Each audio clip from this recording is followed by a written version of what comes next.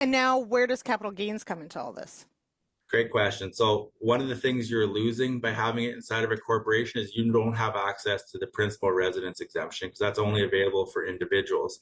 Now, there may be other properties in the equation. Perhaps there's a cabin somewhere or anything that needs to be factored in. But given the rampant price, well, just appreciation we've seen in houses over the last 10, 15, 20 years, that is something to be considered. But a counter argument I'll say to that sometimes is that could that house ever be separated from the farm? And that's going to totally depend how your yard is laid out. Is the yard half a mile down the road from the main yard, or all those type of things that need to be factored in?